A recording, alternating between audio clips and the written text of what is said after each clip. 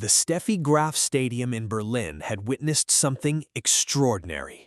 A 21-year-old wildcard from the Philippines had done the unthinkable. She had beaten Donna Vekic, the newly crowned Queen's Club champion. Then she had stunned the world by toppling Elena Rybakina, the world number 2, the Wimbledon champion, and then, just 24 hours later, she did it again. She defeated Elina Svitolina, the world number 8, the former world number 3. 3 giants, 3 consecutive days, 1 woman. The tennis world was in shock. The fairy tale was unfolding in real time. And then the clock struck midnight. Linda Noskova, the world number 13 from the Czech Republic, stood in her way. The same woman who had crushed her in Indian Wells, the same woman who seemed to have her number. The fairy tale had to end sometime. But what happened next was not an ending. It was a beginning, because in the span of one magical week in Berlin, Alexandra Eala did not just win matches, she announced to the world that a new superstar had arrived. The Berlin Open was supposed to be just another tournament for Alexandra Eala, a chance to gain some ranking points, a chance to prepare for Wimbledon, a chance to prove that her grass court game was improving. She had received a wildcard entry into the main draw, a recognition of her rising star power, but nobody expected what happened next. Eala's first-round opponent was Donna Vekic. The Croatian veteran had just won the Queen's Club championships as a lucky loser, defeating Elena Rybakina in the final. She was playing the best tennis of her career. She had momentum, she had confidence, and she had a score to settle against the young Filipina who had beaten her twice before. The match was a battle. Eala was down early, but she refused to quit. She fought back and won, 7-5, 6-4, advancing to the round of 16. Then came the earthquake. Elena Rybakina, the world number 2, the Wimbledon champion, the woman who had dismantled Eala in Rome just weeks earlier. Rybakina raced to a 4-1 lead in the first set. It looked like the match was over, but Eala, the 21-year-old wildcard, had other plans. She clawed her way back, taking 6 of the next 7 games to win the set 7-5. She followed it up with a dominant second set, closing out the match 6-4. She had beaten the world number 2. She had done it on grass. She had done it with a level of tennis that left the Steffi Graf Stadium in stunned silence.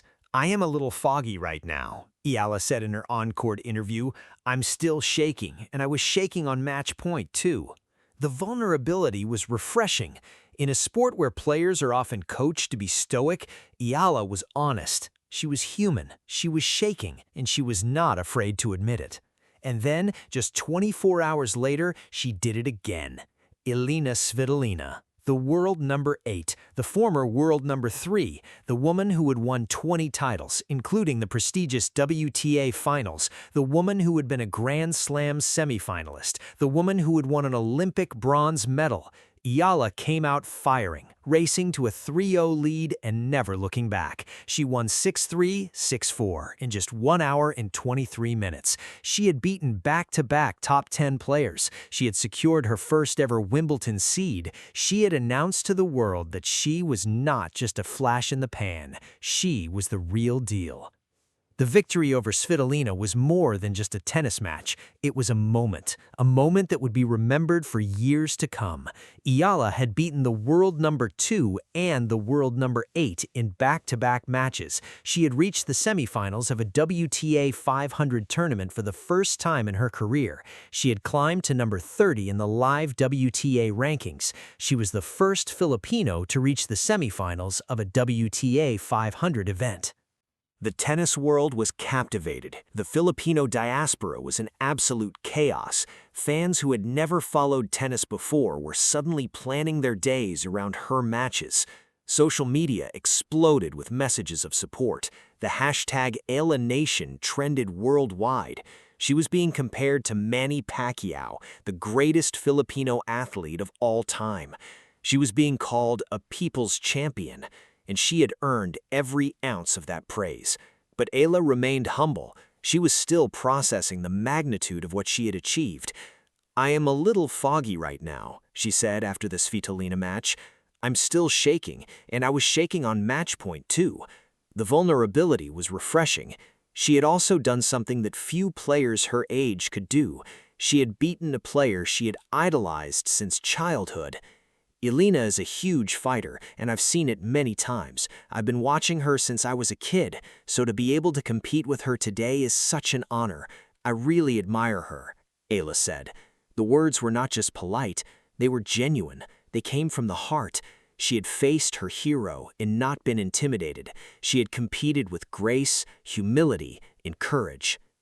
It wasn't easy, especially when she came back and became more aggressive, Eala said.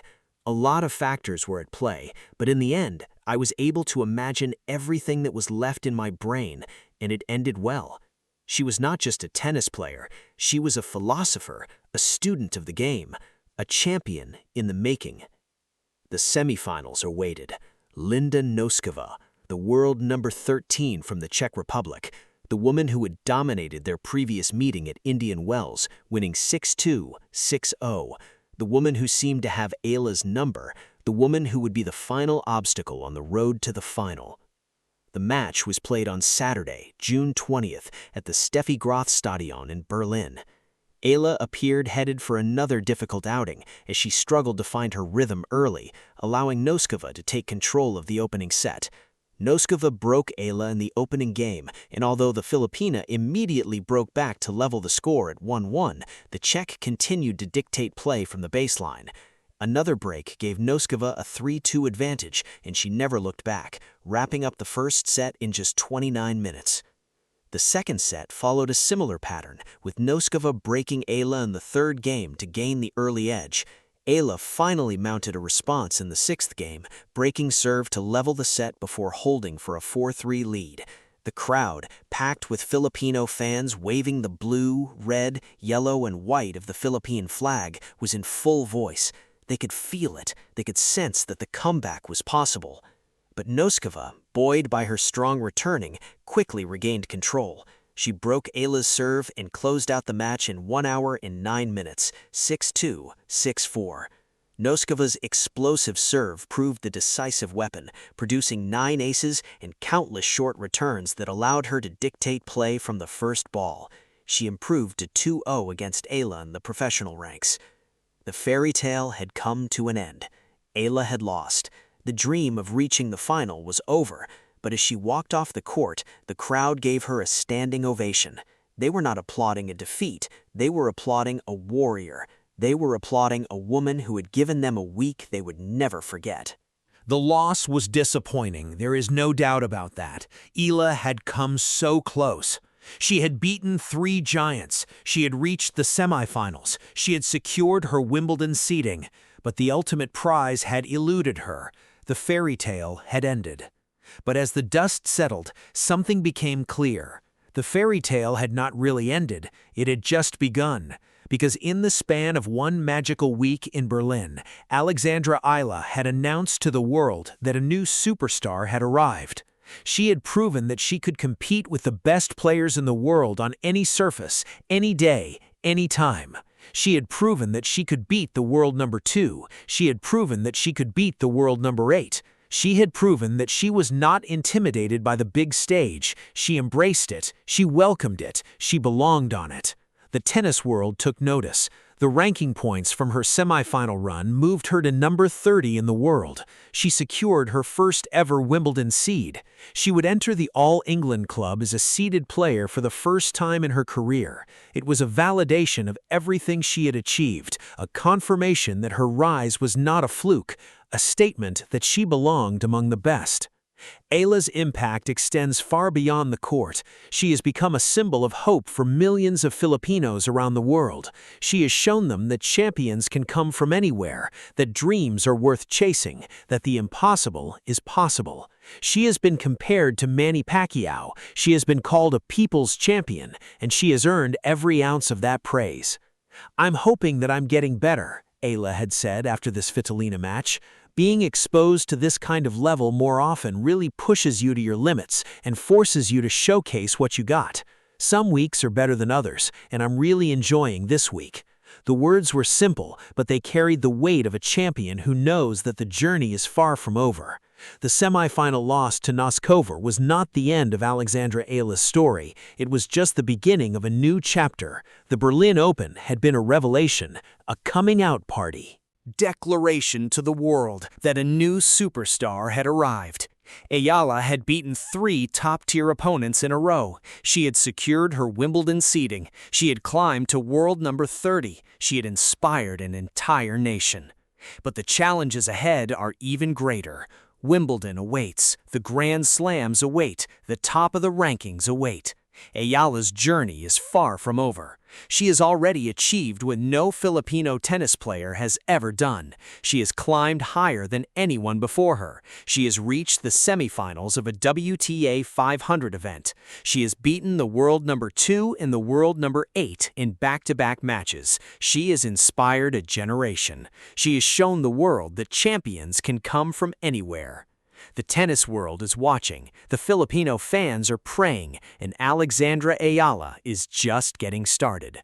The loss to Noskova was a setback, but it was also a lesson that the road to greatness is never easy, a lesson that there will be defeats along the way, a lesson that the true measure of a champion is not how they handle victory, but how they handle defeat.